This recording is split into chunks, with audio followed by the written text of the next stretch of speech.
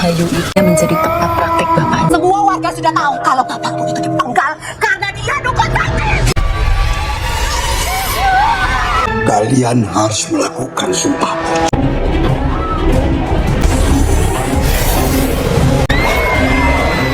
Kita pada saat kita sholat.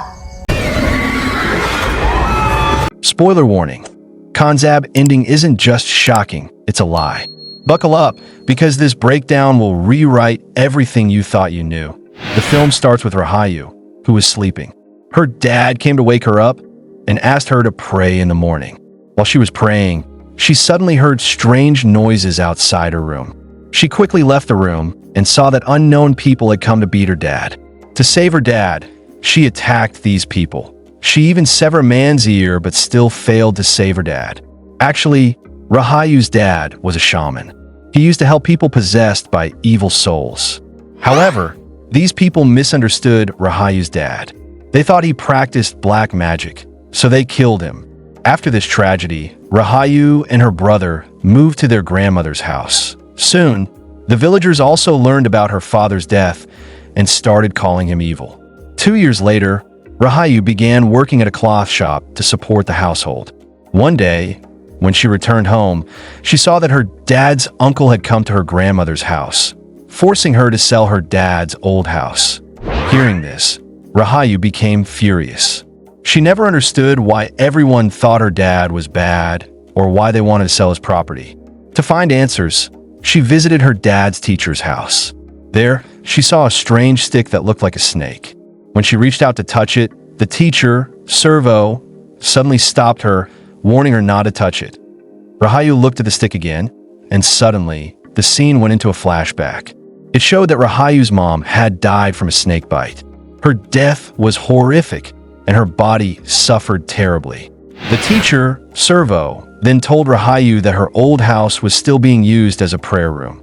Now, the scene shifted to the prayer room, where a man was praying. Someone kept touching his shoulder repeatedly. He ignored it the first 2 times, but by the third, he became frightened. As he continued praying, the lights suddenly went off. It was revealed that the souls of the dead people behind him were also praying. Hearing their voices, the man grew even more terrified. He turned around but saw no one. Shaken by the incident, he tried to escape. Outside, Rahayu noticed him looking scared. She had come to see her old house, but now that it had become a place of prayer, she decided to pray there. Strange things started happening. While she was praying, the lights went off, and the spirits of dead women gathered around her, screaming at her. Rahayu panicked and tried to escape, but got tangled in a curtain. Suddenly, another flashback appeared. It was from the time when her dad was alive and performing exorcisms. She saw how her father transferred the evil energy from possessed individuals into himself. Then, a snake emerged from his mouth and entered the possessed person.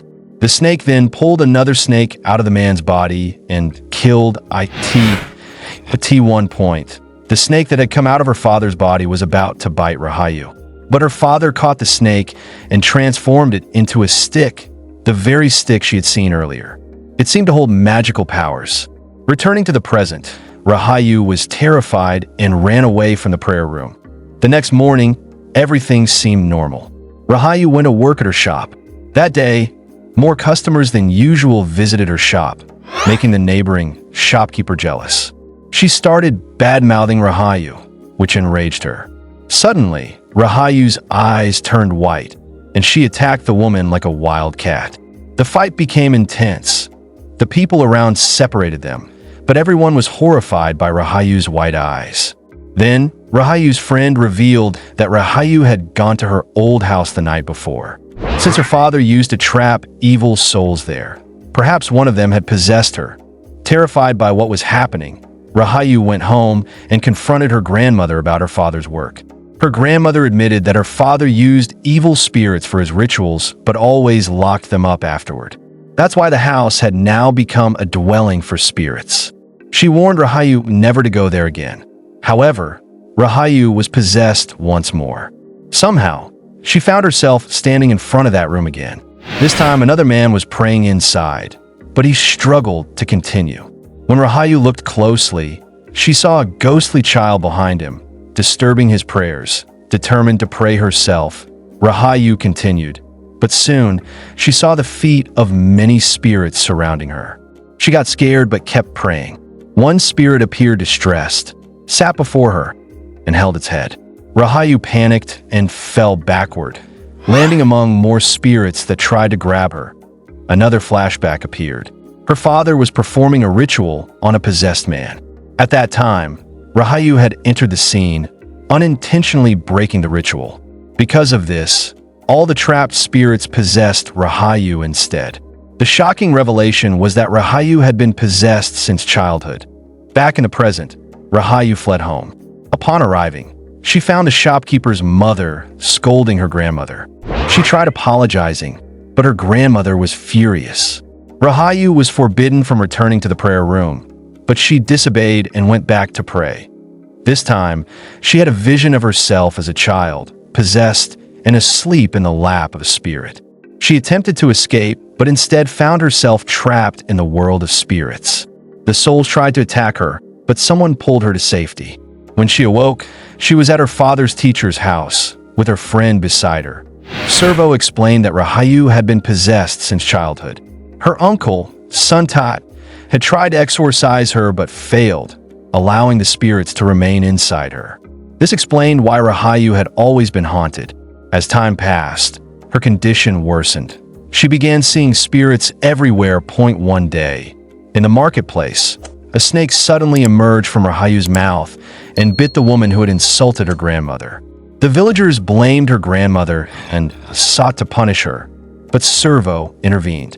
That night, the same energy left Rahayu's body in the form of a snake and killed the woman. Again, the villagers accused her grandmother to prove her innocence. Her grandmother agreed to an ancient ritual where a living person is buried as a test of guilt. If they were guilty, they would die. If innocent, they would survive. Meanwhile, Rahayu returned to the prayer room, where she confronted the spirits without fear. She screamed at them, overpowering them with her newfound strength. At the same time, her grandmother was taken to the spirit world, where she saw Rahayu among the spirits and screamed in terror. When she awoke, she was alive, proving her innocence. However, she was deeply shaken and decided to leave the village. Before leaving, she told Rahayu that she was giving the property to Suntat. This enraged Rahayu, who revealed that Suntat was responsible for her father's death. She fainted after the revelation and later woke up at Suntat's house. Suntat's wife tried to convince her that Suntat was innocent, but Rahayu's visions told her otherwise. The truth was soon revealed. Servo, not Suntat, was behind her father's death. He had used black magic out of jealousy. Furious, Rahayu unleashed her dark energy, which possessed Suntat's son, forcing him to kill his own father.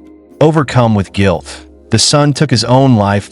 Suntat's wife, heartbroken but determined, performed an exorcism on Rahayu. She successfully removed the evil spirits from her, restoring her to normal.